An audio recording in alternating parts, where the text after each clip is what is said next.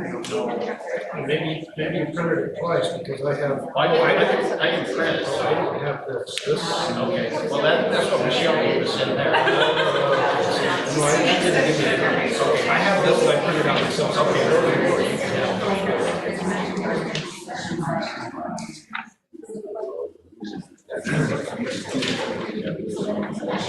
So, when Chris shows up, he shows up? Yeah, he shows up, he shows up.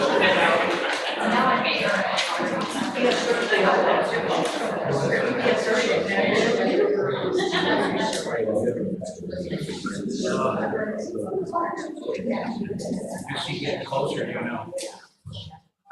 Yeah, Let's just go. We're already 7 minutes, 8 minutes late. So. all right, so, apologies for being a little bit late, but we're gonna call this meeting to order. We had a long executive session. I'm trying to get everything organized for this. Michelle, are you good to go on your Zoom? Okay. We will start by doing that. Huh? Oh, you got Echo. an echo, yeah.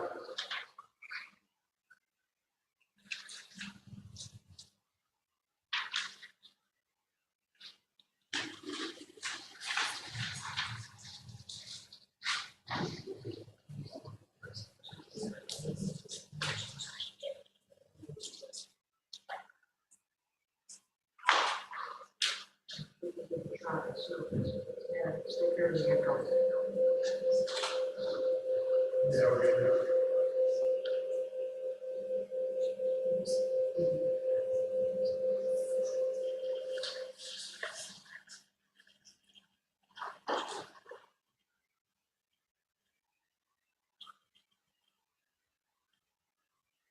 Technical difficulties.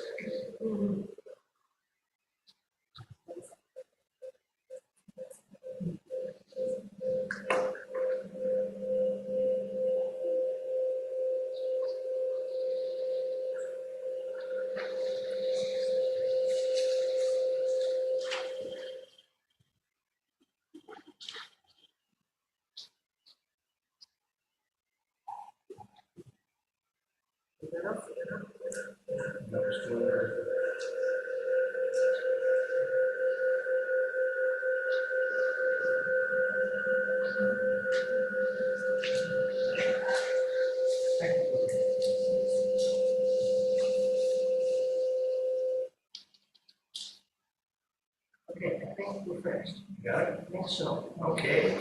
Here it is. So, All right, so we'll move on to the Pledge of Allegiance. I'll go ahead and start it tonight. Where did they put it? I don't know. So we've been right over there. Well, we will pretend that it's there. We'll pretend. Jennifer's gonna go look real quick. we've got the next story. I don't know, maybe I'll. Been some redecorating. We could just go off the map. Well, we'll wait till Jennifer gets back and see if she brings one back with her. Okay, we're gonna salute your mug. Your mug. Ready, begin. I pledge allegiance to the flag of the United States of America and to the republic for which it stands, one nation, under God, indivisible, with liberty and justice for all. Thank you.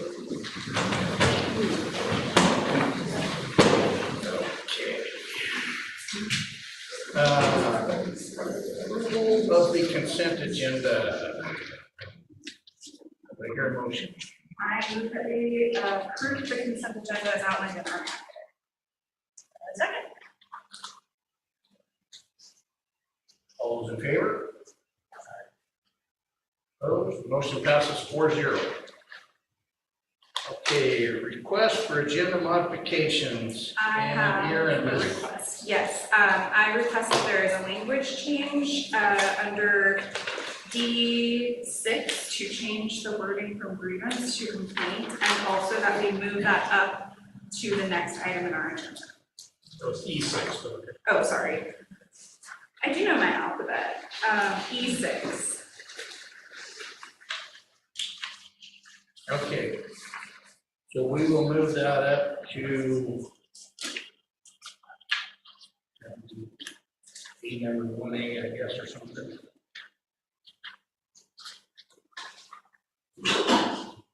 Okay. And is there a motion to go with that? Yes. Move along the agenda. And I'm going to read that motion to ensure that I do not leave any letters or numbers out of this. You have to state in that executive session to.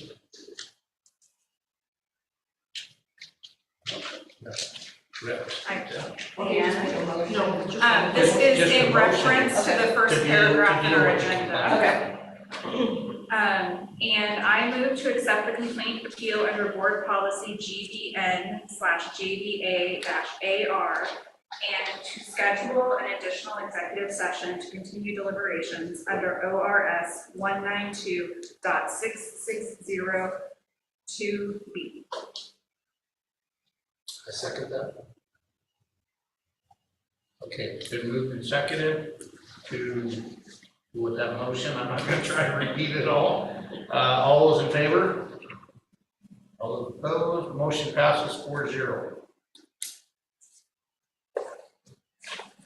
So we will need to reschedule another executive session to deliberate, and I will get in touch with Susan either after the meeting tonight or tomorrow and get that done as soon as possible. And I have no conflict, so whatever you decide, Okay. we obviously send it out to the other people. Yes, I think we should wait till Christopher arrives. He will be joining us Well, still that's to part of schedule. not being here. So. I mean, we could determine that time right now. You said that we would do it. Yeah, we could do that right now, and then you'll just have to figure it out. You must be free.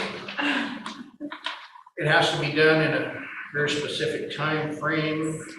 So I am open next week. Actually open, well, let's see, we couldn't do it on the 15th. Oh, the only reason we couldn't do it on the 15th is because it was too late. Yeah. This Thursday, the 16th, would that give us enough time to post We have it? a 24-hour. Okay, so, I mean, Yeah. I can do it this Thursday, but nobody else. Would it, Well, I know Christopher is open on Thursday because he cleared his schedule for Thursday, so. would it be Is- possible to do it at 5:30? No, we have bargaining prep from 3:30 to 5. So would you say 5 or 5:30? 5:30? Yeah, we can do Yes. 5:30, Susan. Yeah. Okay, 5:30 Thursday? 5:30 on Thursday. I'm good. Okay. thank you. That's that.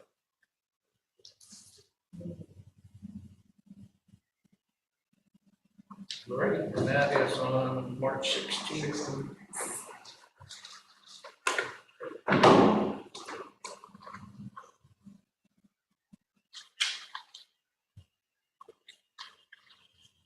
Okay, so that takes care of that. And take one order here. Since we did the modifications, we did that. Public comment. There we go. We'll do this one first and that one second because it's going to be tied to let's see, we want to do that. Let's go down here. We can move that. Yeah, whatever you want to do with that. We're going to make another modification to the agenda. That's going to be E number 4. We'll come up to the public comment session. I will take this one public comment first, and I think I have my paper that tells me all this stuff that's supposed to be done, but just be nice when you're making your public comments. Nina Petrovich. If you can, yeah, you can just sit right here. Need your name and address. Okay, So, and then it's going to be celebrating diversity and racial equity is what she'd like to talk about. so my name is Nina Petrovich. I am a parent in the district. I just bought a house here in town with my brother, across the street from Joe. At 433rd Place in Philomath, and I've lived here for 12 years. My son is in middle school, and my nephew is in high school here. And I used to, many of you know, I used to know me from when I worked at Kings Valley Charter School, so I've been in the district, not technically the district, but doing work for the district for 8 years there. This year I'm working as a parent educator and skills trainer for both children and parents with LBCC. And I come before you today because first of all, recognition and acknowledgement that I know you are committed to racial equity and diversity and inclusion. Having been served as the chair and co-chair of Kings Valley's equity and racial equity, well, there was just equity team. I know your commitment to it, and you as a board having taken steps towards incorporating it into your board goals. Now that I'm not employed related to a school in the district now, I kind of have watched the year go by, and this continues to be a burning issue for me. I happen to work with students in the district. I have had direct experience with young youth in the district who've experienced racial discrimination, hate speech, and intimidation. And I need to, as a parent of my son, has been affected by this because this is an issue that's passionate for him as well, and has affected friends of his. So I just believe that one of the first steps that we could take as a community would be to make sure that we are having a public face to Heritage Month, at a minimum. And that as a school district, I've seen at least from, I know that the employees of the school, I know that teachers, these amazing teachers who rule, all bring it into their classrooms every time there is a Heritage Month to celebrate. I've witnessed that in Kings Valley, I've witnessed that here.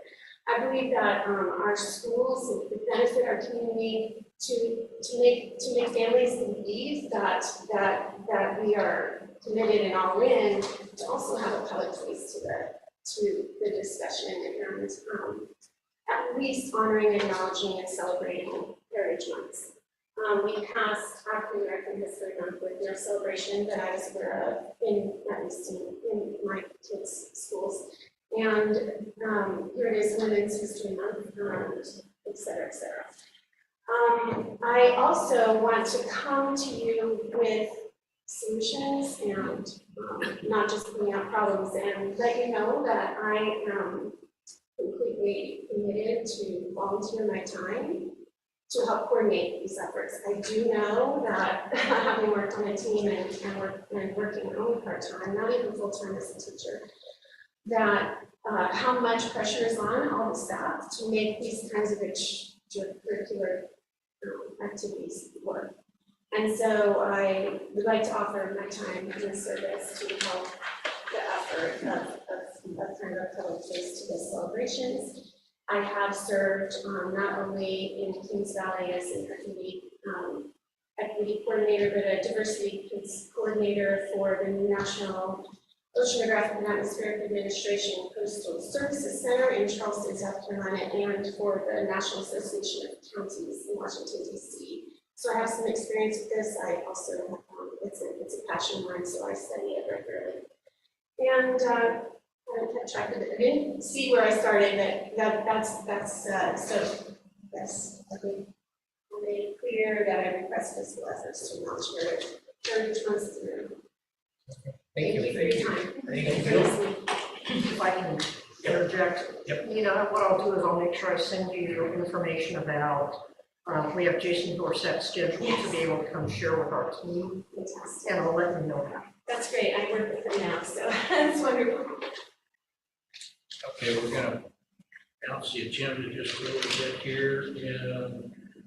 Consideration of the measure 2-140, we're gonna move up to right now, and while we're doing that, Nancy Weiss also had a, public comment for Measure 214, and she is one of the Benton County Commissioners.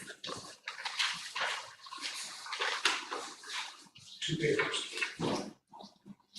I emailed one of those to you. I think I tried them in person also, and then I included another one.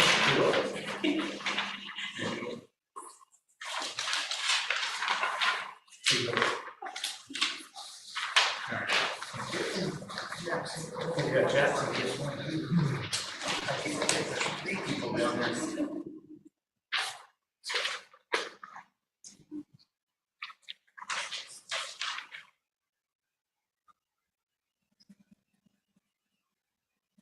Okay, so go ahead. Hello, thank you for the opportunity to speak to you tonight.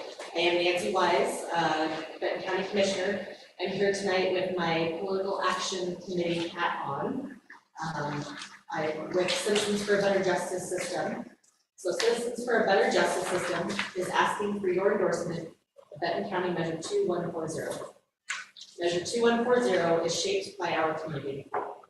Benton County undertook a 5-year process with extensive engagement across the county to shape this measure.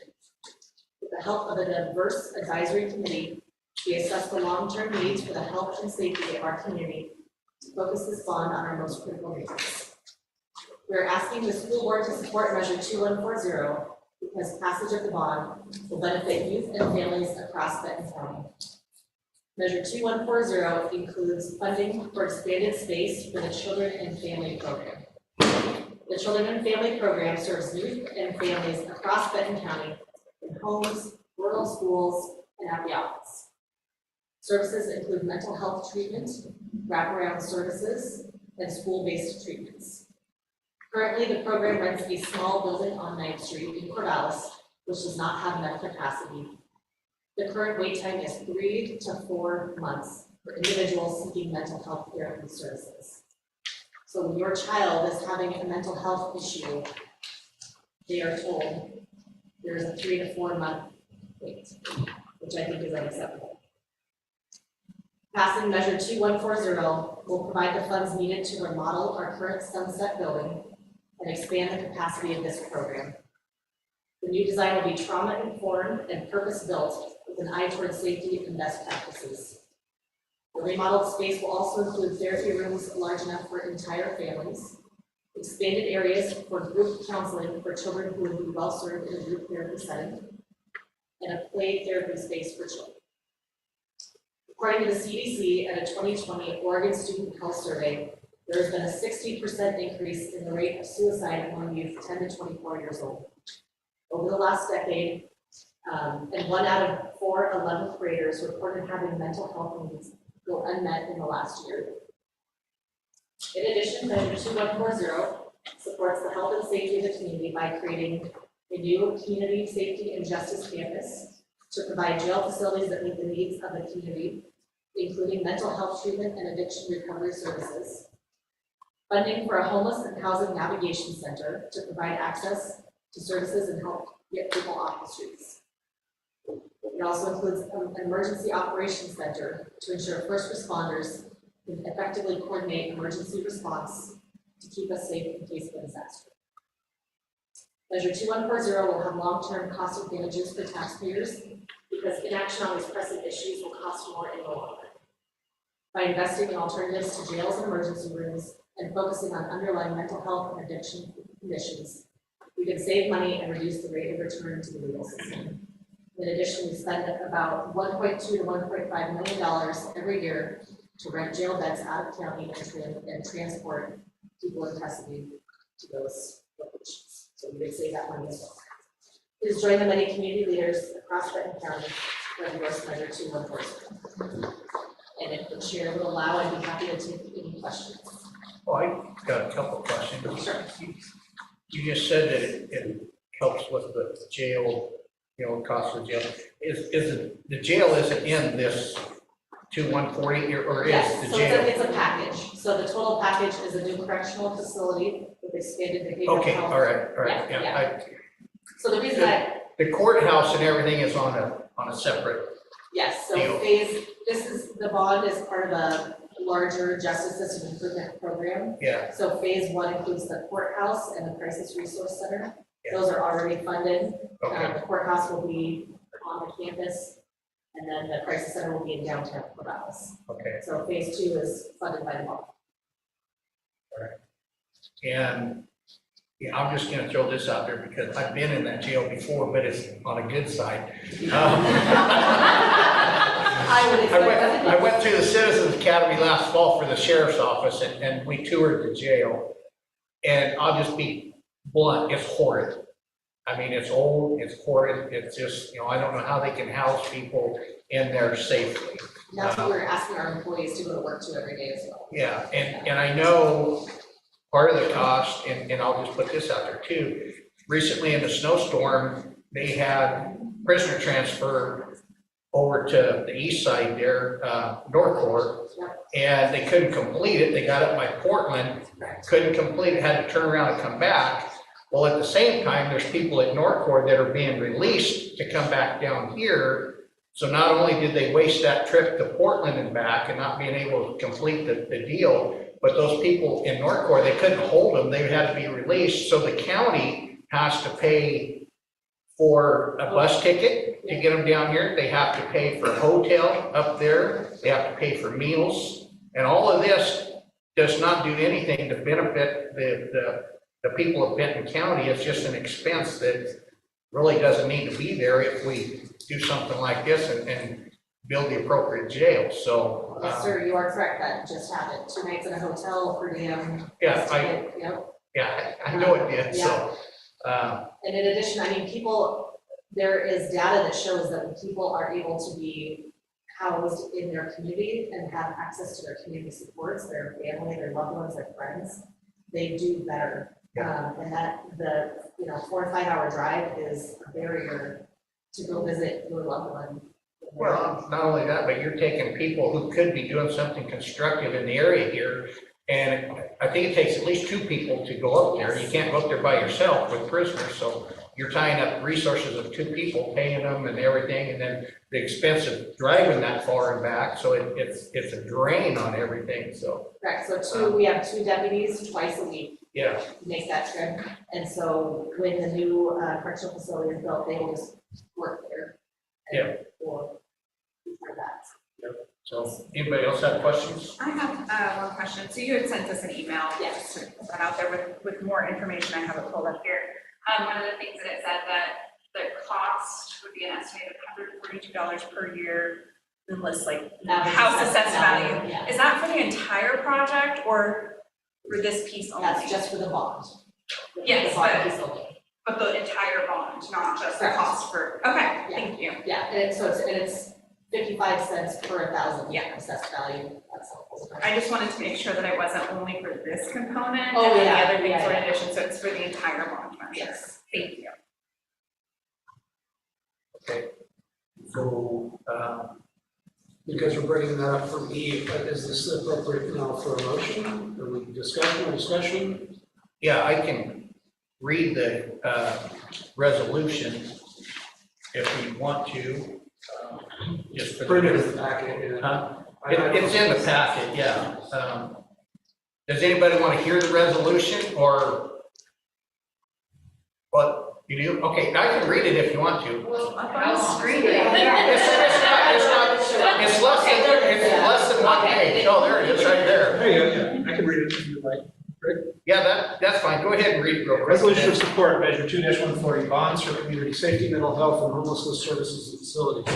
In the matter of declaring support for measure 2-140 placed on the May 16th, 2023 ballot in Benton County, Oregon. Whereas a functional, efficient, and equitable justice system is critical to the Benton County community and provides benefits to families and children. And whereas a comprehensive assessment of the Benton County justice system completed in 2019 revealed several deficiencies across the justice system and offered best practice data-driven recommendations for improvement. And whereas subsequent to the comprehensive assessment, cross-section of county staff, technical experts, and community stakeholders have met and provided input to develop a plan to provide treatment and accountability, ensure safety and strengthen the community. And whereas Benton County has filed Measure 2-140 bonds for community safety, mental health, and homeless services to fund and improve critical aspects of the justice system, including enhancements to facilities providing youth mental health services through the Children and Family Program. Now, therefore, the Columbus School Board resolves and declares its support for Measure 2-140, assuming you vote for this, adopted this 14th day of March 2023. Okay. Thank you, Joe. Try to go as fast. All right, so I would entertain a motion. I would so move that we support this resolution.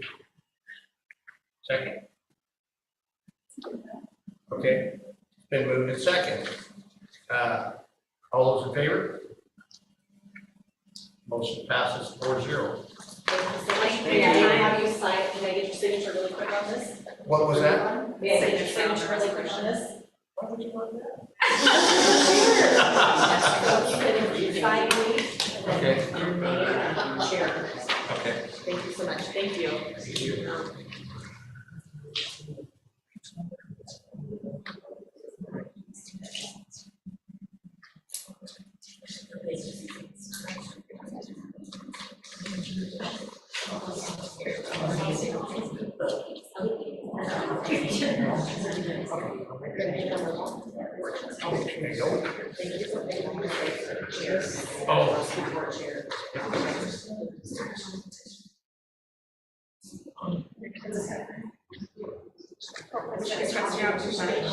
No. I know, I'm very intimidated. There you go. Yep, thank you. Okay, now we'll get back on schedule, maybe, okay, report, the student government report. Ms. Mo. Yeah. Hi, everybody. Hello. And I apologize for not being here the last couple of meetings. Our basketball season is crazy, but it's over now. We came home with the fourth place trophy, so I'm happy. So ASB recently, and thank you Jackson for reading my last report, I appreciate it. So recently, our biggest thing we've been doing, just because we've had some downtime in ASB, is we've been doing random acts of whatever you want to call it, kindness, happiness, fun. A lot of us just doing free things for students. We gave all students who came by free popcorn one afternoon. We pretended to be FBI agents and escorted a student with his permission to all of his classes throughout the day. We brought otter pops into the classroom. Just the other day, we brought birthday cupcakes because there was 3 birthdays in the same day. And we had a campfire in the morning before school. So we're just doing fun little things. And the purpose is to encourage students to come to school and don't miss out on these fun things that ASB is doing. The students are starting to catch on that this is happening now. At the beginning, it was a lot of confusion and like, what are you weirdos doing running around? But now they're getting more engaged and students are getting more into the activities we're putting on. We continued hoop shoots at the end of basketball season. We raised quite a big chunk of money, which we put towards our floor plunge fund, which was really awesome to give our unified basketball team a pretty good size donation. And all of our better sports teams did well, and now spring sports are starting, so that's super exciting. And then we're looking ahead at homegoing week, and then Abigail and I promised in our campaign speech to add a field day. So we are following through on that promise, working with admin to figure out times and how we're gonna collect points, and we might work with PYAC because their carnival is right in kind of the same time frame, see if we can maybe use some bounce houses. We're trying to figure out all those things. We're going to be doing some softball and baseball tailgaters, and we're toying around with the idea of doing a movie night following a tailgater. So we're on the show about that. Is there any questions? Thank you very much. Appreciate it. Thank you.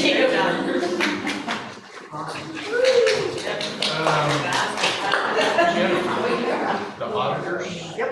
Hi, right there. I didn't know who it was.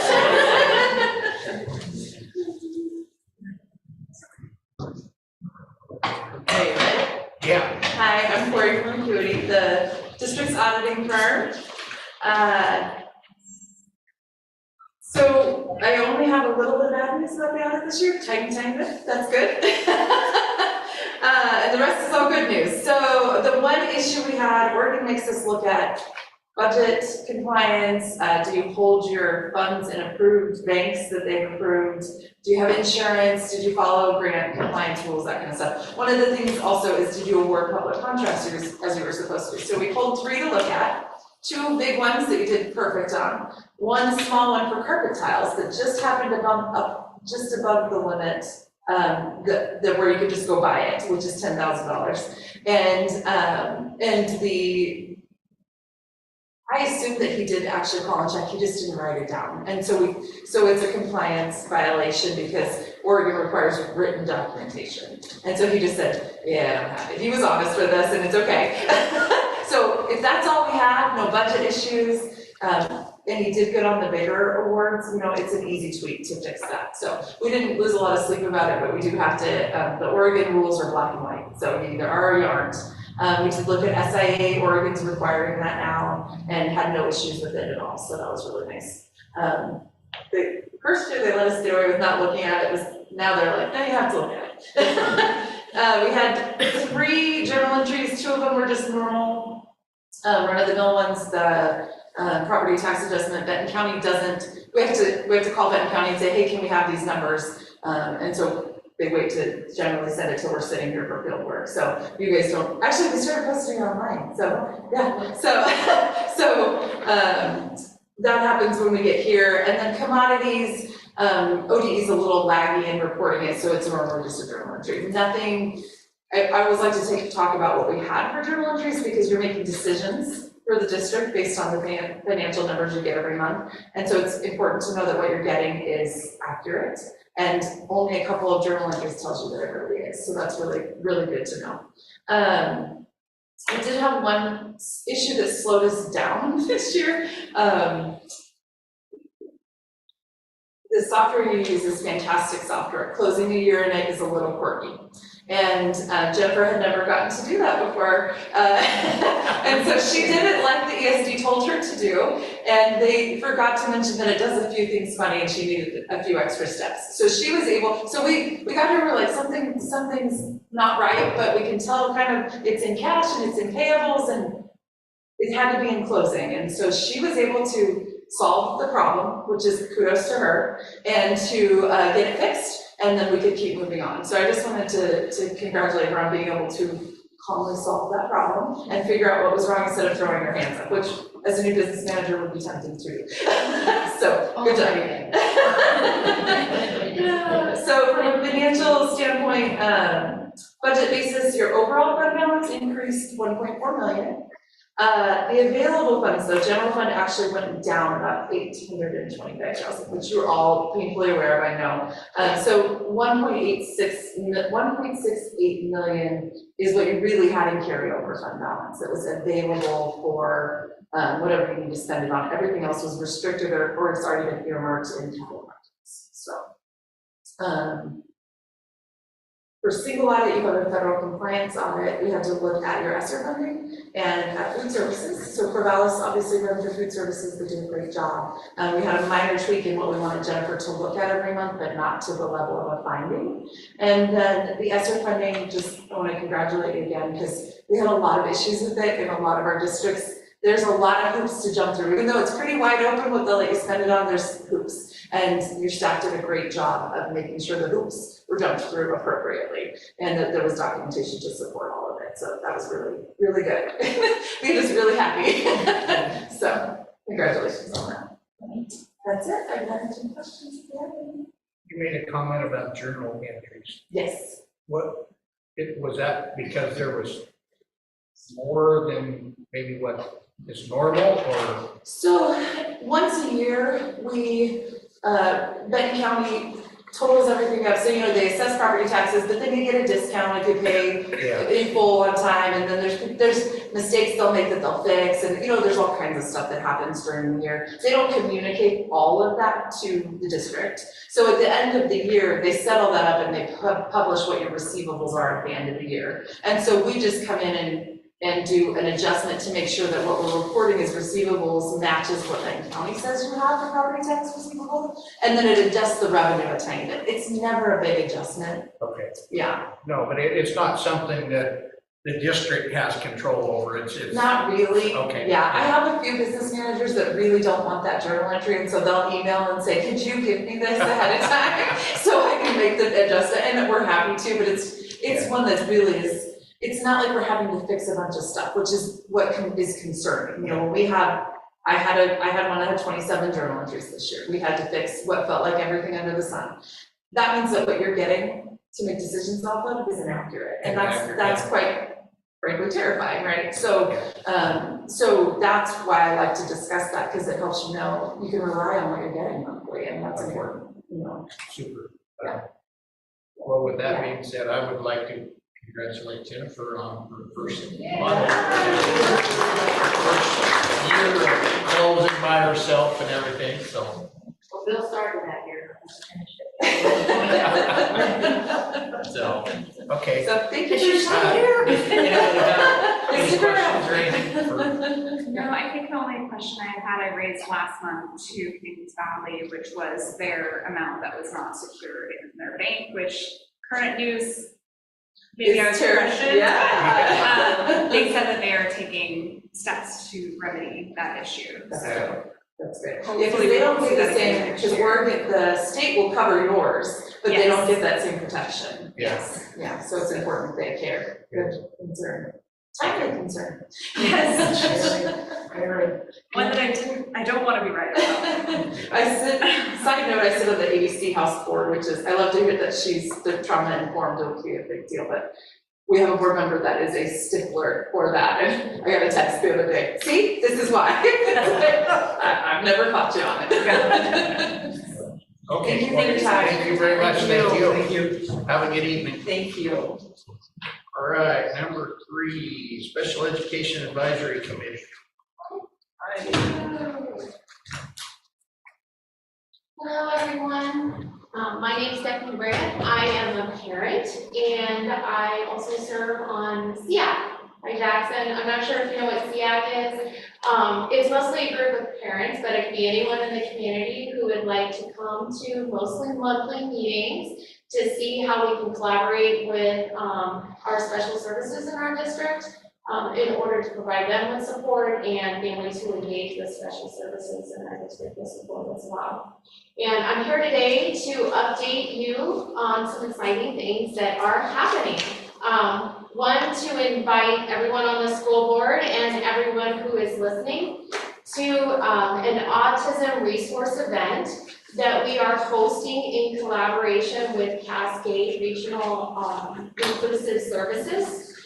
We have hosted events like this in the past. I think the last one was 5 years ago. It's going to be on April 18th in the Plymouth Elementary School gym from 5:30 to 7:30 p.m. All are welcome. And essentially what it is Regional Inclusive Services along with SEAC. We've gotten in touch with a lot of different service providers and resources in our community to try to bring them in to be a one-stop shop for families who experience autism.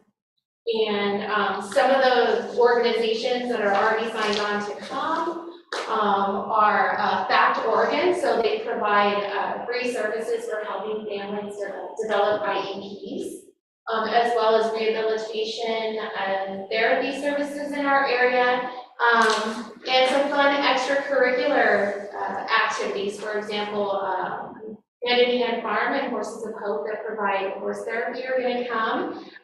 We've got Shelley Brown with Maddie, which I love this, is like a woman and her dog who are going to come. They provide pet therapy.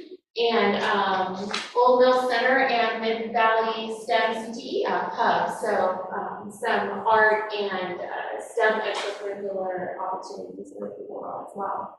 So I have a flyer that I can give each of you. So even though we're hosting, families from Lynn, Benton, and Lincoln counties are being invited to this event. And I would encourage you to come, one, to help us welcome families to the event, and two, also so that we can provide gratitude to the Cascade Regional Services staff that are helping us. They're doing the bulk of the work to organize this event. And in addition to doing events like this for communities, My understanding is that in small school districts like ours, where we may only have 1 or 2 students that need particular resources, regional inclusive services is pretty much instrumental in putting that student in contact with that resource. So it'd be good to meet them. Michelle Nielsen is our autism consultant with Cascade Regional Autism Staff, so she would be a good person to meet and talk to. And the event is not just for families that are experiencing autism. We are going to have a speaker there who is going to give a presentation on what autism is. And so that is for everyone out there who wants to know a little bit more about autism and how they can support families in their community that are experiencing autism. So that just helps us be better volunteers in our classroom, better chaperones on field trips, better volunteer coaches on our new teams. So anyone who is interested in learning more about autism, please come. And students in particular, I would also encourage to come to the event. You never know, a lot of these organizations need volunteers, and you never know when you might find a great new volunteer opportunity. When I was in middle school, I volunteered at a horse stables that provided horse therapy for people with disabilities, and it was one of the best experiences of my life, and it looked great on the college application, so I would encourage you to do that. And the only other thing I wanted to bring up is that our next SEAC meeting, if a school board member was interested in attending, is on Tuesday, April 4th at 6:30 in this office. And my understanding is our transition specialists are going to be attending that meeting, so it could be an opportunity to liaise with them. They are currently graciously using their talents along with their students to develop a new pamphlet for SEAC. And I think that they're going to be able to show it to us there, and we'll be handing those out at the autism event. So. What time did you say that was? I'm sorry, I didn't get The SEAC meeting, 6:30. 6:30. Yeah, That is, April 4th. And there's flyers on this table over here also, Oh, right over here. Oh, right in front of us. so, does anyone have any questions? No, you covered everything very good. Thank you very much. That was awesome. Can I go ahead and Sure, manage you? Thank you. Awesome. We all also have it in our. Yeah, we also have an electronic copy. Oh, you do have a copy? Yeah. Awesome. Yep. Thank you. Association reports, PEA. No report. No report, okay. OSEA, yeah, I know, but I gotta ask. I know. Yeah, we'll go on to the superintendent's report. All right. Wonderful.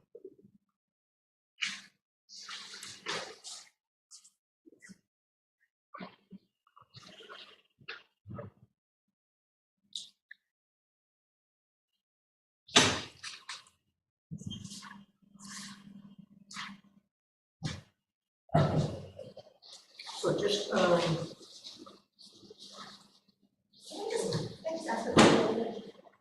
it have to be this cold? I'm getting Only cold. one my coat. I'm getting cold air blown directly on me, just one the coat on.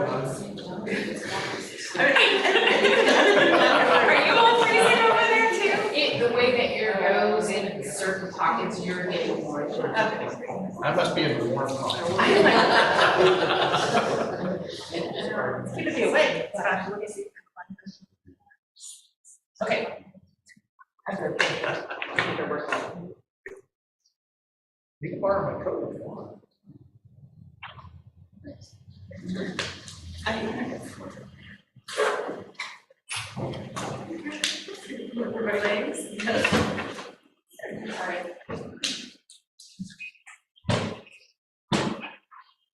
oh, I updated the wrong one, but you'll get the idea that, I pulled up March and it was February's, and, February's is, or March is February, so bear with me, it's,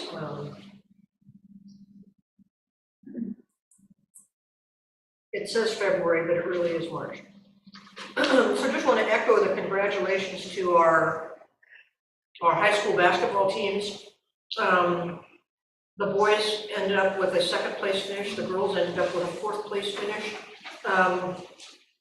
More importantly, in some of the issues where sportsmanship can be a concern on the part of some teams all across the state. Our students rose above some, shall I say, non-exemplary displays of sportsmanship. And that is to everyone's credit for being able to make sure that maintains and happens. So really proud of our students for a whole lot of different reasons. Referencing again the PHS as Brooke did, the unified basketball team. What a kick to be able to watch our unified kids be able to engage in activities and experience that level of success. I remember in the last game, one of our students ended up getting a rebound and actually handed it to the person from the other team that had missed the shot and let them shoot it again. I mean, so it's just kind of a magical arena of being able to allow students to experience success. Our drama students from the middle school put together another tea, which has become an annual event for them to get ready for Moana Junior, which is their presentation that happens this week. It's already happened for some of our school students in non-public performances. And the public performances are this Thursday evening, Thursday, Friday, and Saturday at 7 p.m. and a Saturday matinee at 1 o'clock. So if you're looking for something to do, go see Moana Junior. Our middle school basketball team is finished, with great seasons themselves, and they're walking into the spring sports of track and field as well. The other thing was the students experiencing success in the Oregon Battle of the Books. We had a 5th grade team from Philomath Elementary that made it into the Elite 8 round in their competition in Corvallis. This past weekend, we had a team of freshmen from Philomath High School participate in their regional event at Blanchette Catholic, led by Kiki Klipfeld, who was the coach of their team. I was up there helping to moderate sessions and actually got to sit with our kids during their lunch and just get a chance to hang out and interact. It was pretty awesome to be able to see them. All of you who are here tonight might like to hear this next part. Our negotiating team is meeting this Thursday and getting ready to establish dates and information to be able to get us moving forward. And so we're going to be ready to roll to make sure we have dates set up and begin to engage in what we hope to be a great collaborative process. OSBA, we've talked about the Get On Board, and we actually, thank you to the community members, have candidates who are have filed for these 2 open positions. The filing deadline is Thursday, and so we'll see if we get other candidates for our 2 positions, and it's really nice to have community step forward. Susan, I just want to say it should say 16 and not 6.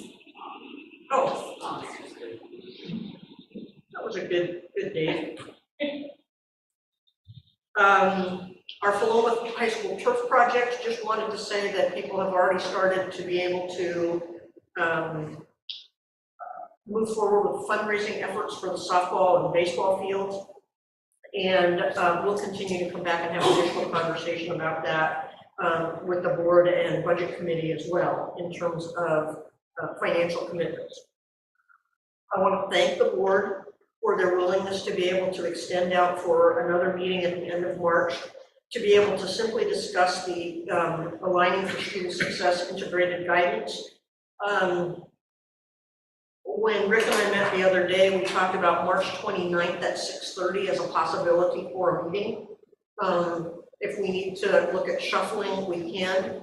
The struggle that we had, or that I had in putting all of this together is it is due to the Department of Education by March 31st and needs to be approved. Approving it tonight and then having 2 weeks to tweak the information just wasn't working to be able to make sure that we could have all those things together. So what this does is it gives us the time to be able to make our adjustments and modifications to be able to then approve the full plan as we move forward. So the information about the program titles is the same as what we've had. It'll be devoted as an open board meeting to just this topic. Can we meet earlier then? And that's all up for discussion. I'm good with that if it works. Is there any? We just put it in there as a placeholder. We just wanted to put a placeholder out there so Susan and I were talking. we can shift it around all we want. Is there any concern? Isn't that spring break? It is. Oh, I thought next week was spring break. Nope. No. It's last week this year. So we can shift that. The last thing on my report here for this was just to talk about Oregon statewide assessment and something that the board may hear. We've completed annual training for most staff. Testing will begin in late April or early May. The other component is based on the federal Every Student Succeeds Act. There is a participation rate in state testing that is set federally at 94.5%, well, 95%, but if you're 94.5%, you're considered 95% in a language, arts, or mathematics test. However, the state also has the ability to allow parents in the areas of language, arts, and mathematics to exempt students from those tests for whatever reason they choose. So we're living in two camps. At our high school level, we're finding more students who are opting out of the testing because there's no essential skills measurement anymore, or right now, it's been suspended, that takes into account any of the state testing results for our high school students. Yet, we were asked to be able to put in a plan to the Department of Ed about how we plan to encourage those participation rates to be higher. There's some media information in terms of flyers and things like that that the Department of Ed is putting out to be able to say the more student data we have, the better it is to make programmatic decisions. And so it's really important for students to participate so that we can get the fullest amount of data and information as we can. So those are things that we're going to work on, but wanted to let you know that that's something that we needed to submit, was that plan to what are you going to attempt to do to increase your participation. So questions, comments, thoughts, and then we can look at a date.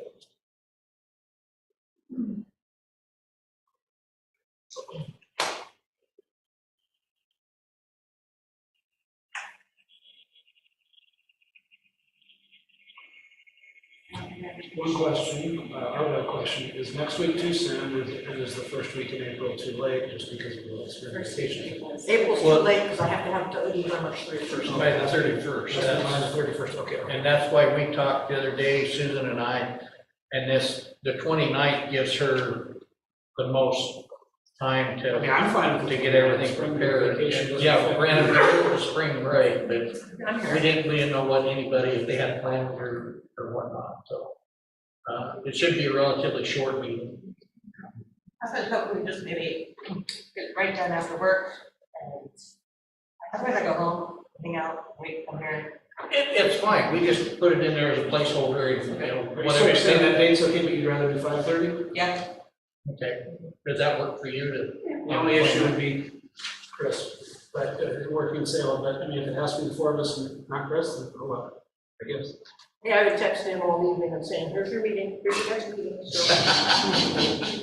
So, all right, so we'll meet on the 29th at 5:30. 5:30, okay. And that'll be here. That'll be right here, yeah. Cool. Or next, well, no, it'd have to be in here, we need room for public, although we probably have room for public. Yeah, I mean, if they're doing something in this room and we don't want to reorganize it, we can meet over there because it's just the board and Well, I mean, it's an open public, session. well, I know so public that want to come, but Extremely unlikely. I don't, you know, foresee a lot of public coming to a meeting for that type of thing, but I could be wrong. They might come out in droves. Yeah, you never know. Okay, so done with that. So financial report. Thank you all that came to the budget work session last week. Like we said, we'll decide on the second work session once we're here in the morning. So maybe I don't anymore budget release. nothing more to share at the moment. I don't have a whole lot else to share except for the one action item you see in your board packet for the approval of the football field lighting project. Right, yeah. Yeah, Joey, facilities director, worked with Senate Bill 149, public purpose charge, and with Energy Trust of Oregon to get incentive for this project. And for a $103,000 project, it will be zero general fund dollars to the district. We have Senate Bill 1149 funds that we get regularly. We can use a portion of those, and then we'll get the incentive to offset it. So I think it's a pretty good project, a pretty good way to update those lights that haven't been updated in decades. Just a short time. Just a short time. And I know that the light bulbs are failing as we speak, so it'll be a great way to update. Yeah, I'm looking for mine. I have a question about that. What are other types of items that this SB 1149 fund could be used for? They have to be approved, each project. So we've done lighting in the gyms at the schools. We've done this project. We did some, I think some efficiency upgrades before I got here to some heating and it could possibly use windows. We've used 1149 money over the years for a lot of things. Anything we can stuff in there, we stuff in there. Is there a limit to? Yes, Like there how is. frequently you can ask? No, or- not for how frequently, but at some point we will use up the bulk of the funds. That could come in the next couple of years. We get funding from the program. This is the most confusing program, I have to say. We get funding from them monthly, and they have a set allotment of how much we will get over time. We will get it for another 10 years, I believe. And at that point, we won't get any more funding. For the funding we have, they have to approve that we can use it for projects before we can do the project. Yes. So we have to go through quite a few restrictions. Jump through a lot of hoops. Yes, a lot of hoops to get to use it, but they're very easy to work with. And willing to come out and they do energy audits and look at projects.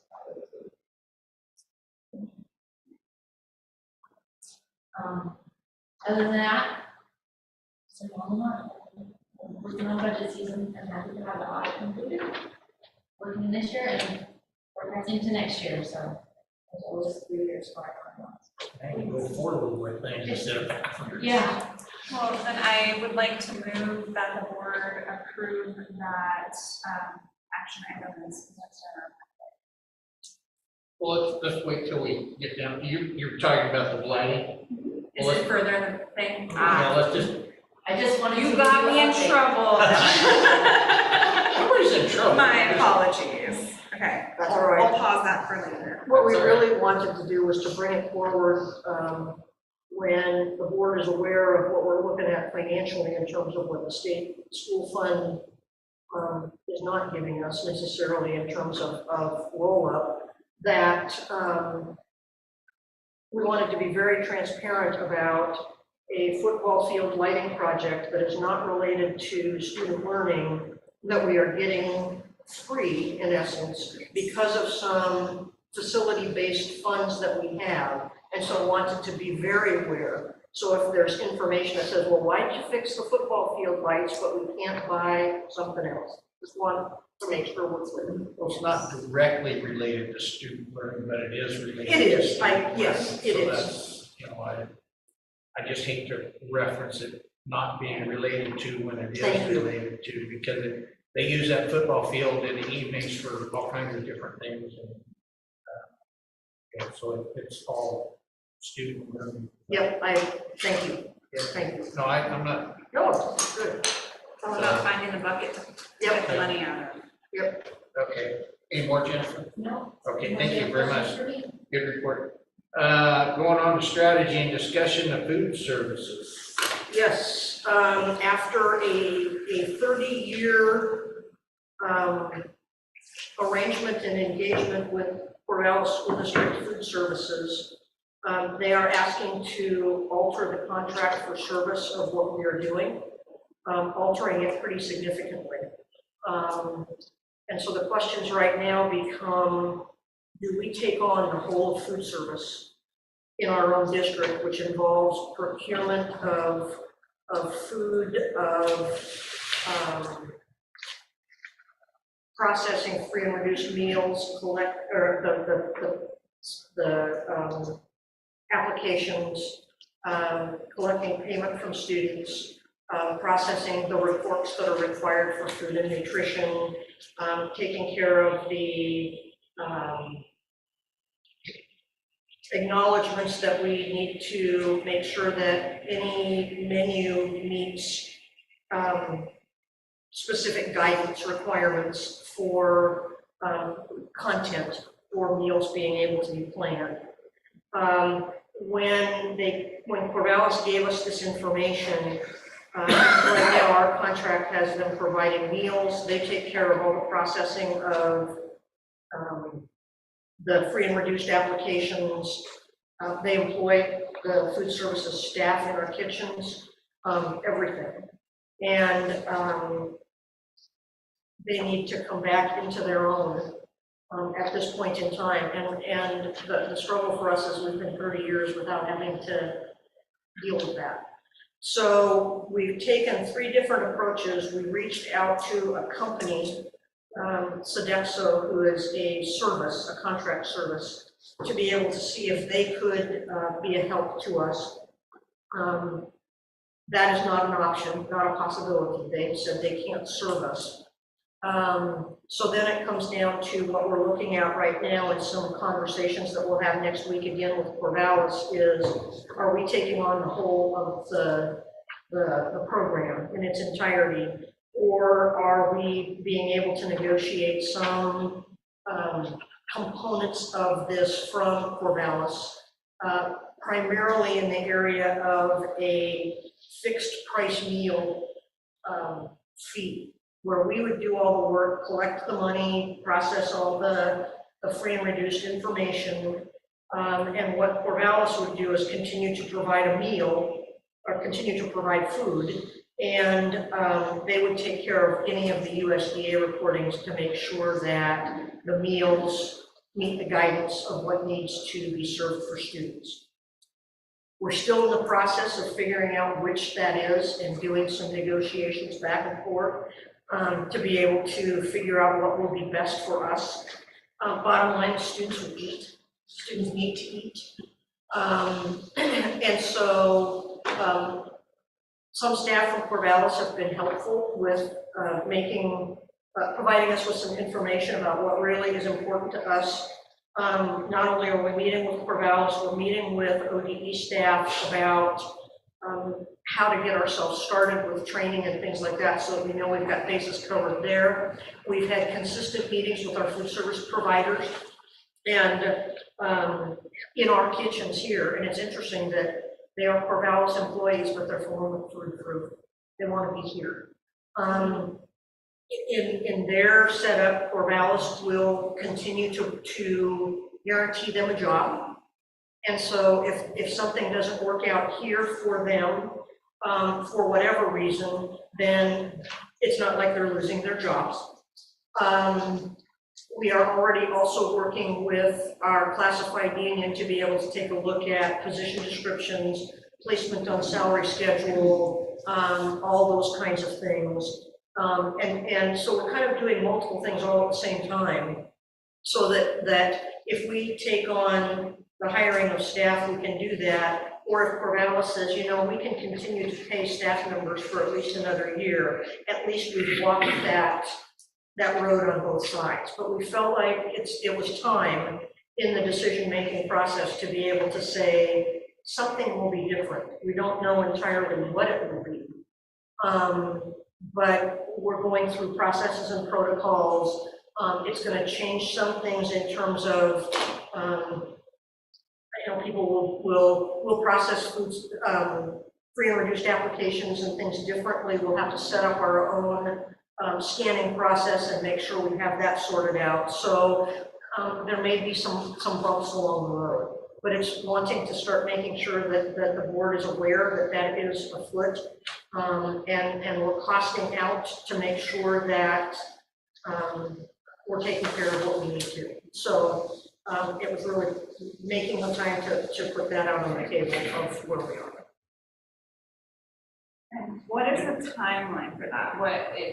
I know we have a contract through the end of this school year, so we would need to have that determination made hopefully by the end of this school year. Well, hopefully we're gonna have it made by the end of the month. We're hoping that our meeting with Corvallis next week, there's a meeting within Corvallis that's supposed to happen this week sometime.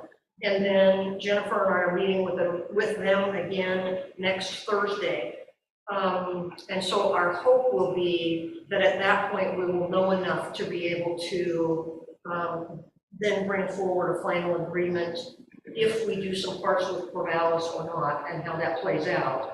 We're already also meeting this week with the ODE representative from Food and Nutrition.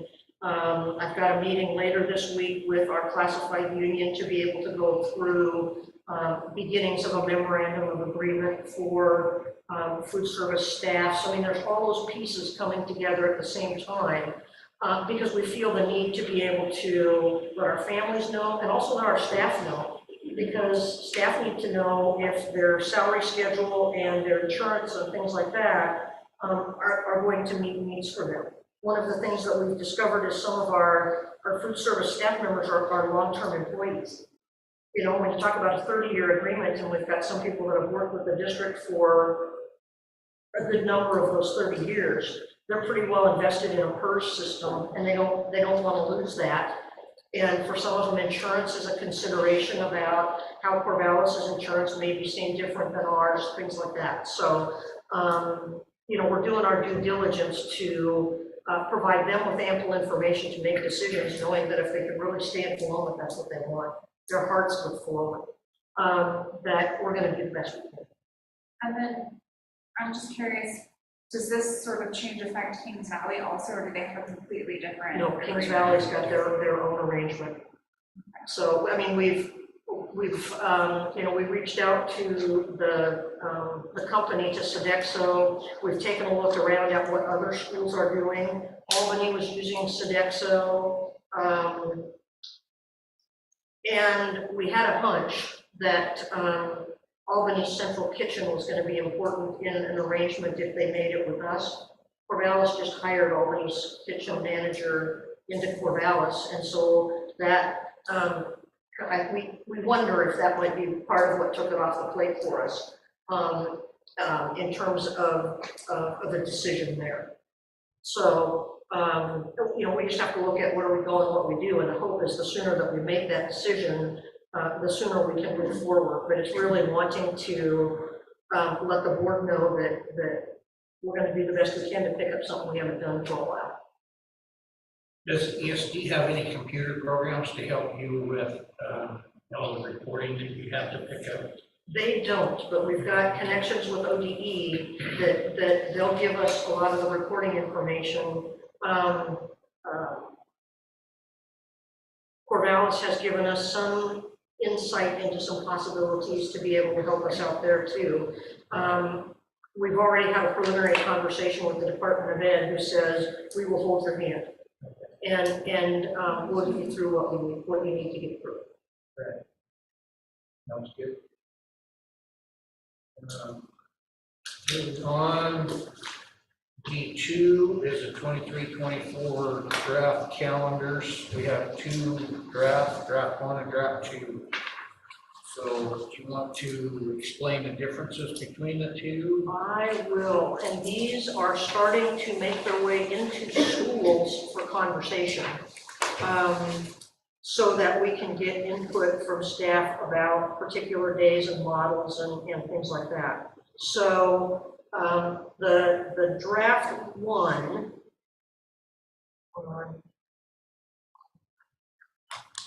is a version that has us starting with students after Labor Day. And our hope in the calendar, in any calendar we did, was to seek completion, if we could, in a school year by the second week of June. If we could do that, so that that was something that we would constantly look at. So this has, you know, our 3 in-service days at the start of the school year, the Labor Day holiday, the same start. It's got Friday early releases. One of the things, first of all, the winter break lines up with every district in the region. So we line up with Corvallis this year, or they line up with us, whatever we want to take a look at that way, and the same with spring vacation. The only difference is there are some districts who are waiting until Wednesday, the 20th of December to start their vacation. So they're spending the first 2 days, the 18th and the 19th in school to save themselves a couple of days on the end. We've talked about that, and there has been some input of sometimes the breaks when they start midweek get real tough when we've got, especially with students who share homes, that I get my student for this week, and if we're in the middle of the week, you inevitably end up with somebody that gets less time with their child as a possibility. So we wanted to try and err into that to be able to make sure that was a consideration. The other big change in this is we heard from families and from staff of a desire to, when one school is out, all schools are out. And we made a deviation from that in this past year's calendar for conference days. We had a couple of days, one day in the fall when the middle and high school had students, the elementary did not, and then the other way around. And so what was put forward as a suggestion, and what you'll see, for instance, on the 12th and the 13th of October, the 12th would be like an early release day. And so it would be, there'd be no students. It would be, a half a day of conferences, the half a day of school with students. And then for middle and high school in that October time, they would have preparation time from that early release time until 3:30 to 4 o'clock to start conferencing into Thursday evening and be able to have then Friday as a conference day, at which if they're spending the evening Thursday at school, they'd have the opportunity to be able to leave school at noon on Friday. But the half day or the early release day on the October 12th and on November 2nd were ways of being able to attempt to meet the need of teachers in preparation, but also to balance the desire of families to, when one group is home, all kids are home. So that's something that's being looked at. The other thing that had been brought up as a possibility in trade for that might be that on the October 12th and 13th, the 13th of October could be a non-contract day for the elementary school when conferences are happening for middle and high school. On the 2nd and 3rd, the 3rd of November could be a non-contract day for middle and high school, and conferences for elementary. So we were trying to think of a couple of different ways to be able to make that work. So everybody's calendar would be the same in terms of number of days. It just might not happen on the same day, but students would be out. That's kind of the crux of this first calendar that we put out that's being looked at. The second calendar, and the difference with that, is it is a pre-Labor Day calendar that still ends at about the same time, but the design is having more days in the course of the school year when we have days off. So the start ends up being in the August before Labor Day. We start with students on the 30th and 31st of August, so you've got a short week there, followed by another short week after Labor Day, and then you will see a couple of other days, non-contracts and different things put in makeup days that allow for more days off in the course of the school year. So whereas the post-Labor Day schedule, we had us ending with students on June 14th, this one is only 2 days shorter because of other days that are put into the course of the school year to be able to have days off. Either calendar could go pre or post Labor Day, either idea, but we wanted to be able to get both options out there for folks to look at. And then we will mirror 24, 25. We'll start working on 25, 26 next year because I don't want to get us into this place where we're, my bad, I don't want to get us into this place where we're just now getting 2 years when people are trying to determine graduation and things like that. So those are the two differences that we've put out for the schools to be able to then look at and discuss and weigh in and be able to give input back to our calendar committee. But wanted to be able to make sure these were out so the board could also ask questions, be able to weigh in, and we'll plan on a vote of calendar in at the April meeting. Okay, I see in March 15th on draft 1 is a no student day. And March 8th on draft 2 is a no student day. Why the two separate Fridays? It's the length of trimester, or the length of quarter or the length of trimester. Okay. So if we start pre or post Labor Day, okay. that can change the number of days in a quarter, semester, or trimester. Gotcha. So that's why the difference. Gotcha. And then January 2nd is a no school day on draft 2, but it's not on draft 1. What's the purpose of putting an extra day on Christmas break there? And that was going along with the idea of some people were really interested in being able to not come back January 2nd, right after a January 1st holiday. And so we plugged that in, again, looking at the notion of more days in the year to be able to have off. And so that was just a placeholder that we put in there that can be taken or left, or the idea was just to be able to put something out for conversation. I'd like to give them that earlier in the summer than I would just taking an extra day. Yep. In the middle of the winter, but that's just Right. And so these are all the conversations. It was just the idea of being able to put two. No, I know that's why we have these drafts. When are we going to be able to hear the school's response with the teachers and other staff and the like? They're looking at them now and being able to provide the input and things like that. I think the high school had a meeting Friday. Yeah, but the schedule was gone over. Janine went over the schedule and offered up some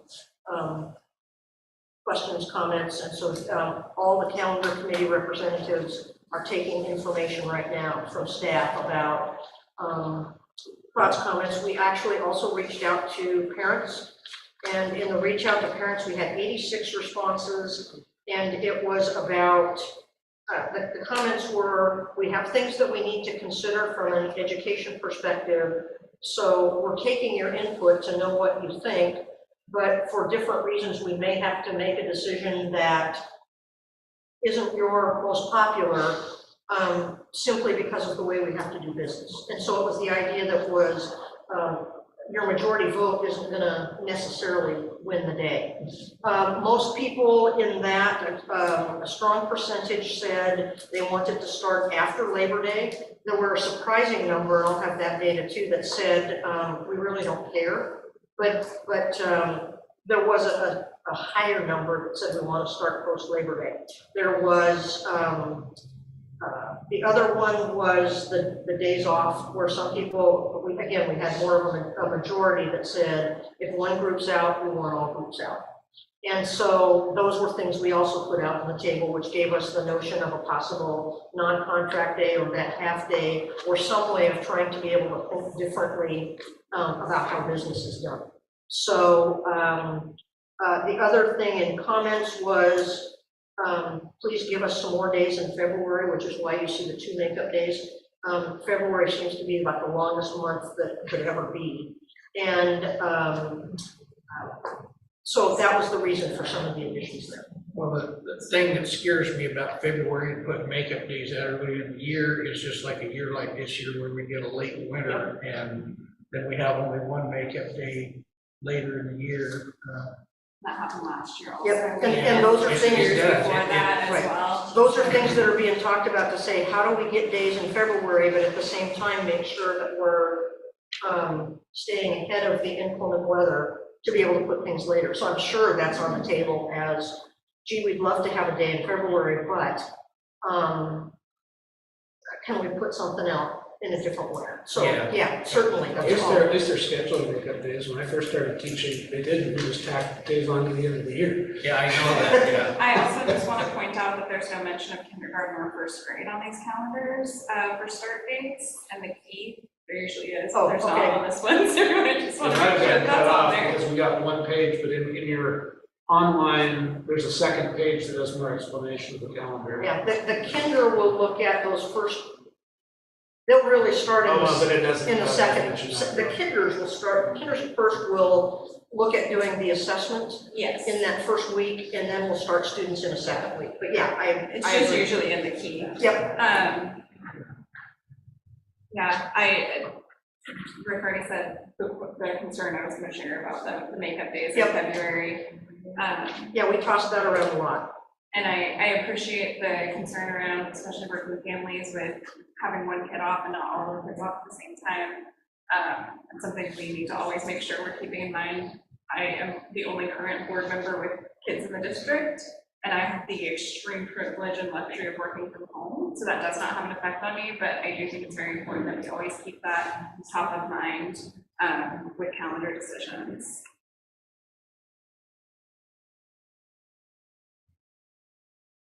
Well, I'll just throw this out there. I don't have kids in the district, haven't had for a number of years, but, we make a decision sitting up here on these calendars, but it's not really up to us. We kind of rubber stamp what the district, and in my opinion, we rubber stamp what the district wants and needs, and it's not up to us. We just have to put the rubber stamp on it, what fits into the program for the teachers to best educate the kids is what I look at. So when I'm asking on these makeup days in February, I realize February is a long month. They don't have any holidays or anything in there marked on here. But at the same time, I don't want to crowd the makeup days that early in the year. And that's a concern for me is having them up there. If we had one in April or something, On calendar 2, there is one in April. Huh? In draft 2, there is one in April. It's just draft 1 doesn't. Yeah, but I They're all long believe that months, come on, they're all long draft months. 1 is starting after Labor Day. Right, oh, yeah. Draft 2 is starting before Labor Day, so I'm not, I understand. Well, and the start date, to me, it's kind of material. I'm old school, I like to start after the holidays. But if that's not what fits the program, we'll do what fits the program. But I do, especially in draft 1, would like to see one of those February days, probably the earlier day, the 16th, moved down into April somewhere, so we can make that.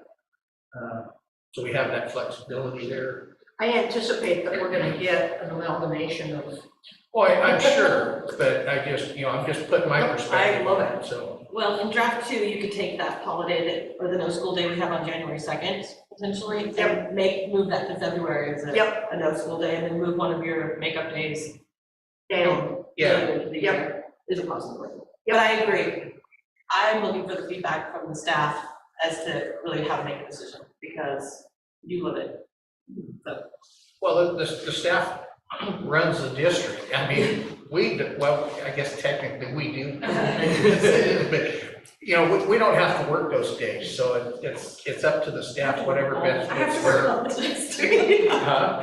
We're just saying, we have to work all the days. Yeah. We're just. I don't know, Joe, was that right? What's that? Working all the days, I'm talking retired. Oh, yeah. So, okay, well, we'll just wait to hear back from Right, we just wanted to put the them out staff. in front of the board to be able to let the board know what the committee's looked at and what staff are looking at, just to kind of give you some preliminary. So Jackson, I'm curious, from a student perspective, do you prefer to start school before Labor Day or not? Another voice that would be interesting here is for people who work in the buildings that maybe don't have the best air conditioning. Because I do recall that being a very big issue in Clemens, and I think things have improved somewhat in Clemens, but I do remember it feeling like it was the surface of the sun the year that they went back before, and even a week after. That was a few years ago, but I remember getting a very sweaty kid off the bus at the end of every day for the first 3 weeks of school, so that might be a consideration as well. Okay. Anybody got anything else? Okay, we'll move on to discussion and action items, and the first one is license renewals and non-renewals.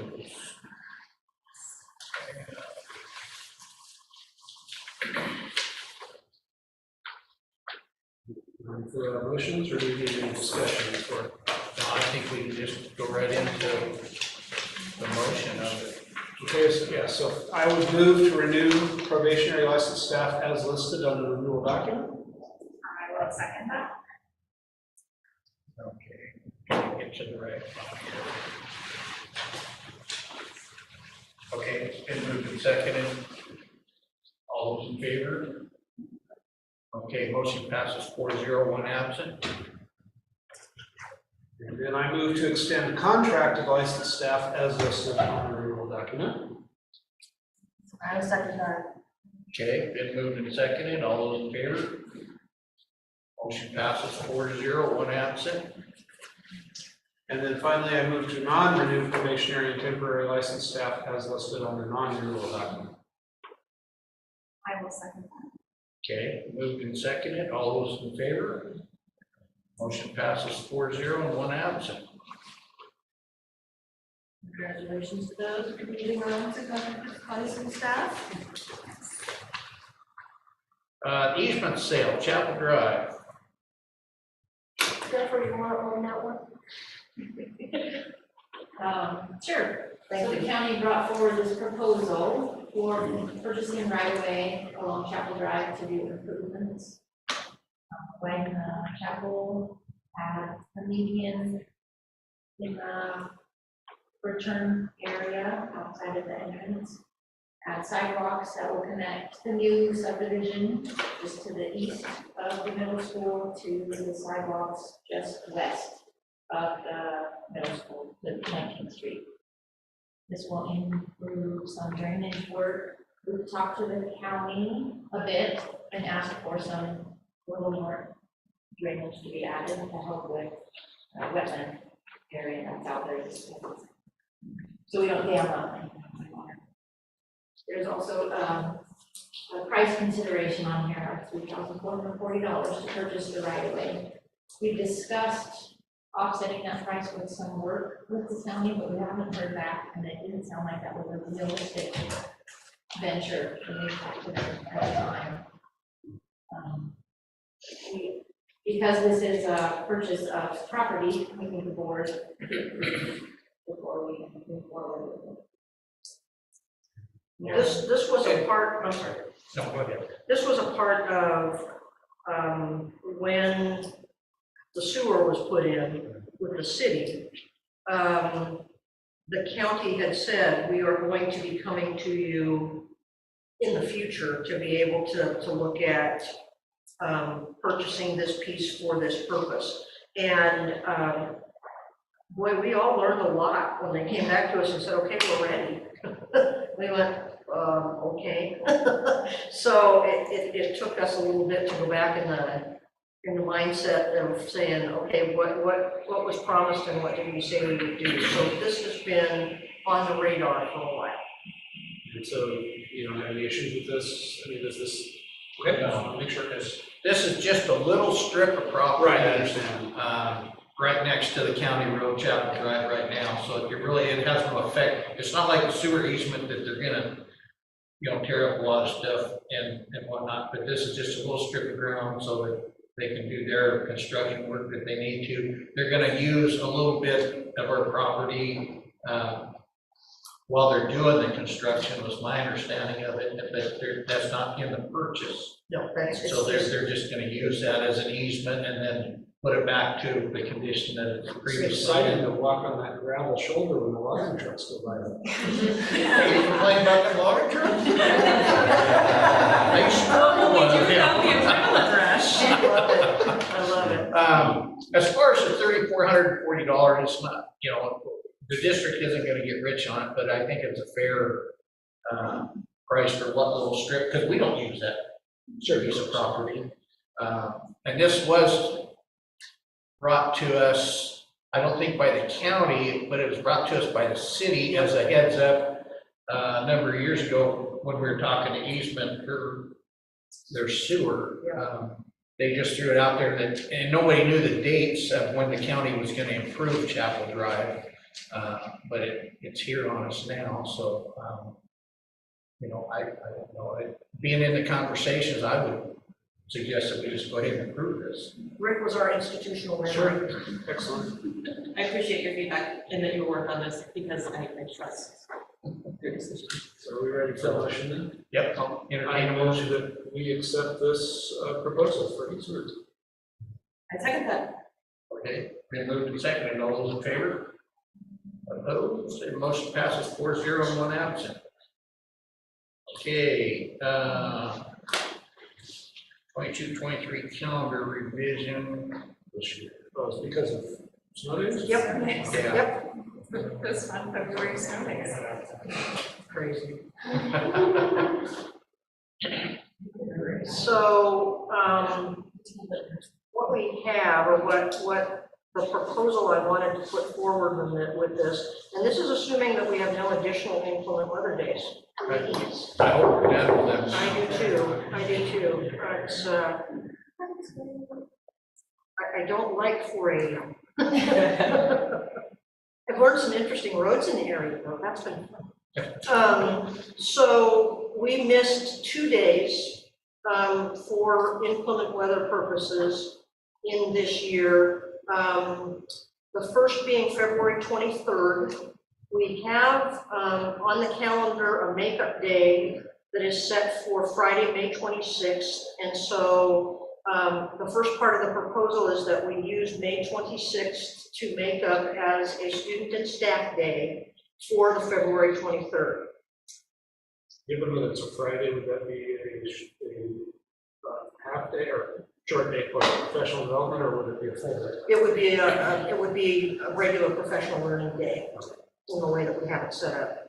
The February 28th day, I have a little bit of a different request, and that is that we look at the February 28th day as a staff-only day. We have enough minutes in our student contact time to be able to meet the Division 22 requirements of number of minutes that students have been in school. The reason I'm requesting that is right now we have got Friday the 16th of June as the last student day. Adding another student day means that the 19th, a Monday, we're coming back for the last day of school with students after the big hurrah of a Friday. The reason I looked at that is we've already got the 19th as a day set up for grading and things like that. And by putting a professional learning day on the 20th, we have talked about we're moving to a new student information system to Synergy. And we felt that by making this a professional learning day for our staff, we're not setting up a day for students that we wonder if they'll return for. That by putting that as a professional learning day, we can actually have staff get into the Synergy system, work on attendance to play, and to see what things are going to look like. And there's also the possibility that we have considered some of our equity training also to kind of break apart that day, but to make it a professional learning day for our staff. in lieu of asking students to come back to make it up. So that's the proposal I put before you. Can I make a request for consideration for that? Absolutely. For that proposal that, if it is a half and half day or split up in some way, that the synergy training be something that we would allow them to do from home. Some of I'm that, assuming it's online. some of that depends on access. And so we're working on that right now. And if it's all a synergy day, it could be that there's some of it that's done in person and some of that is an expectation beyond that. So we're still working out the details of how that plays out. I guess I'll just say I would fully support if that was an option to allow them to do asynchronous testing, learning. We also know that we have some, as part of the consent agenda, some high school folks that will be attending a conference if approved. And it already was. Part So, of, sorry. so they would be gone the 19th, 20th. And so they're already, working on stuff there. 6 or 7 people, right? Yeah, and so, I'm not sure how synergy works, but part of the problem from home might be security side things. There's some things you can only do within the district on the district system. I'm not sure about synergy. these are set up to where there will be access from different points. Okay. And so it could be worked on it. What they've done is they've set up, I'll call them sandboxes. And so, and then they've actually set up, Michelle, you can correct me if I'm wrong, a demo site that has full data in it. And so what's happening right now is our registrars, office managers, and others are validating data to make sure that what's currently in the student information system and what has been rolled into Synergy in that test environment matches. And so those are the things that we're doing the checks on right now. The sandbox is just something where somebody can go in and I can take attendance for a student, I can look at changing a class for a student, I can look at all those kinds of things, but I can't mess it up because it's a sandbox. Sure.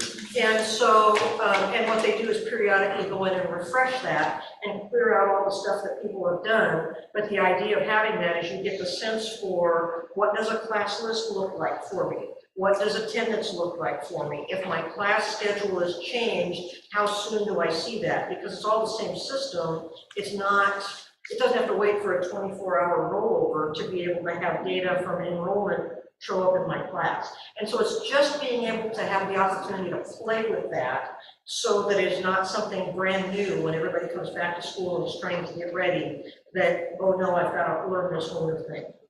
So. Okay, I have a question. Sure. If you put back on the 20th staff, does that include the classified staff? It does not. Okay, I would like to see something constructive that the classified staff could do so they don't suffer monetarily because of being 1 day short. And they won't. But they won't. No, what we've done is we're working we've got 2 memorandums of agreement. And when I talked to our classified union said our classified folks aren't going to come back. They're going to take a leave day, a lot of them aren't going to come back. And so we said, okay, so for those people that are in a regular school year, what we have proposed is allowing them to take that day's hours, because they'll make up the 26th just like everybody else. And so they'll get their hours for that day, but for their other day, they can plan with their administrator to be able to add those hours to remaining days within the school year. Because there's only one IA right now, instructional assistant, that is an 8-hour instructional assistant. All the others are 6.5 hours, 7 hours, 7.5 hours.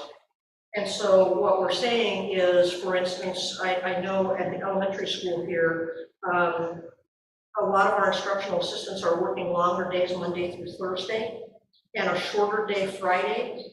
And so if they and their administrator agree that adding a couple of Fridays to the mix and giving them 2 hours for 3 Fridays allows them to make up that time, they will get that time. Okay, I just wanted to make sure that They weren't being penalized because of Absolutely the not, day off. absolutely not. Okay. We really talked about that, and we talked about inviting back, those people that work on just a regular school year calendar. And we felt like because they were less than 8 hours, the majority of them, if we could offer an opportunity for them to stay for Friday professional learning or something like that, That's that fine, would be. as long as they're not being penalized because of the snow day. Right, there was no way we could do that, no way. All right. But thank you, I appreciate the question. Okay, that's calendar revision. We don't have to vote on any of that. The consideration of measure 2-140 has already been done. So we don't have to vote on the calendar. I was gonna ask that the board votes on the calendar. Oh, okay. Oh, okay. So what I wanted to do, the reason I brought it forward is to be able to get your approval to be able to make sure we can move forward. Okay, I so move that we accept the calendar revision. I second that. Okay, been moved and seconded. All those in favor? Awesome, thank you Motion very much. passes 4-0, 1 absent. Thank you. We did number 4, number 5, the PHS field lighting project. Now, Drum roll. I move that, or I make a motion that we approve the PHS football field lighting project as outlined. And I second it.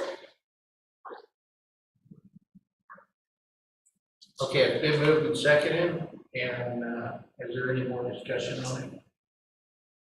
All right, all those in favor? No, motion passes 4-0 and 1 absent. Okay, next meeting agenda items.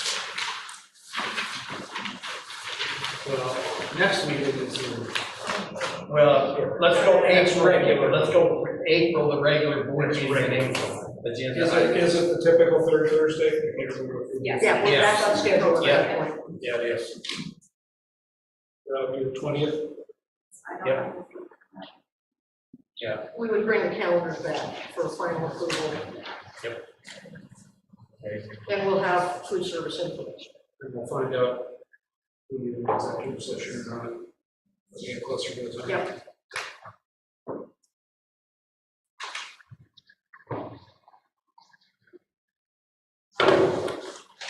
Okay.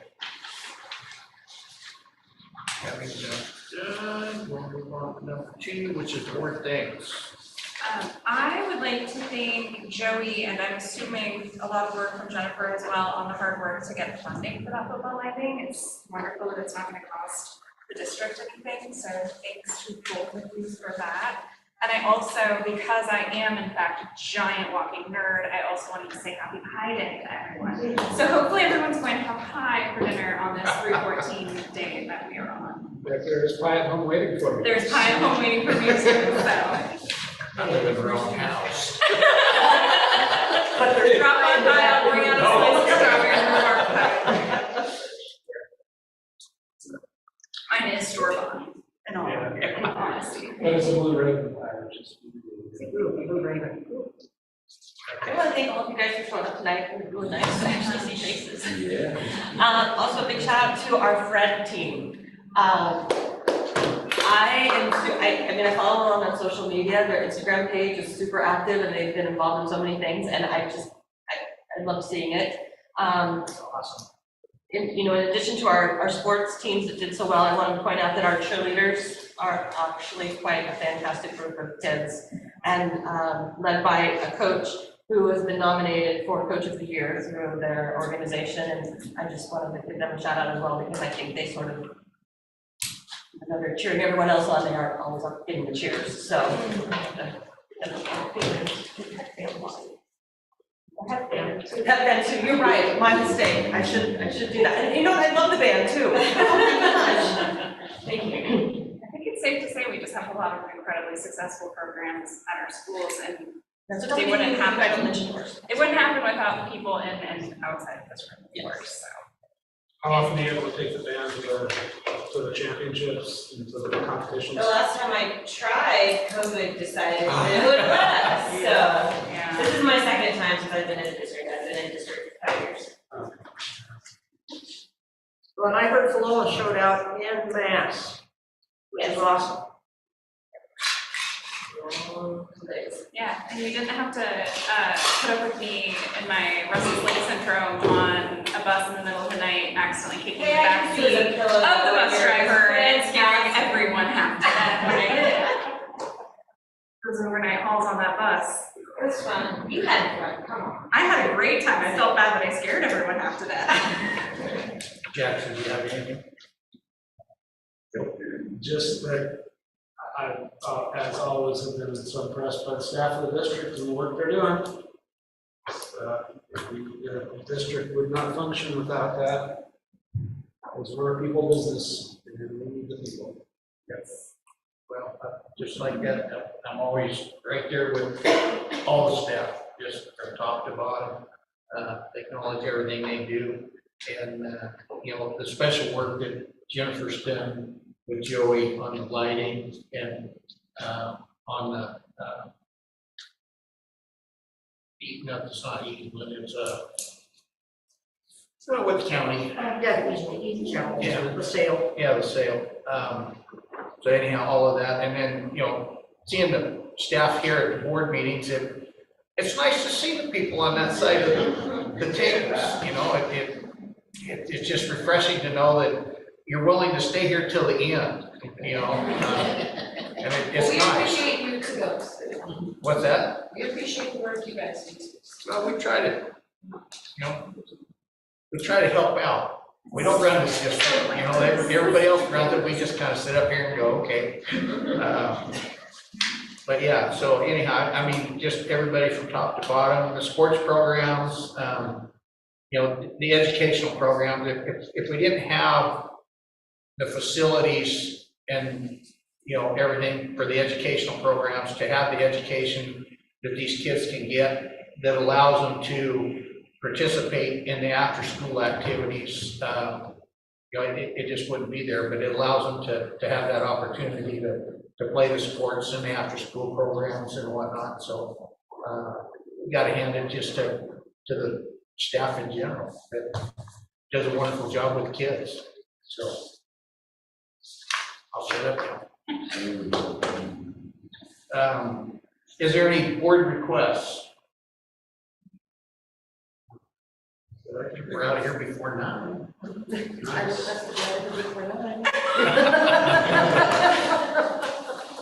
All right, well, hearing that, we're adjourned. Thank you, Rick.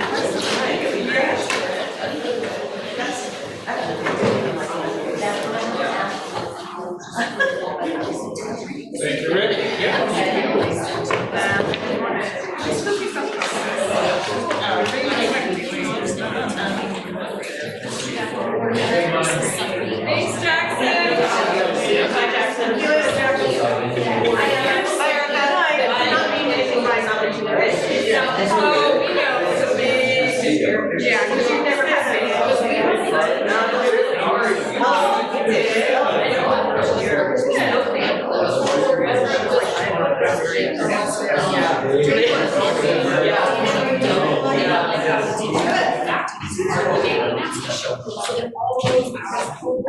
Yeah.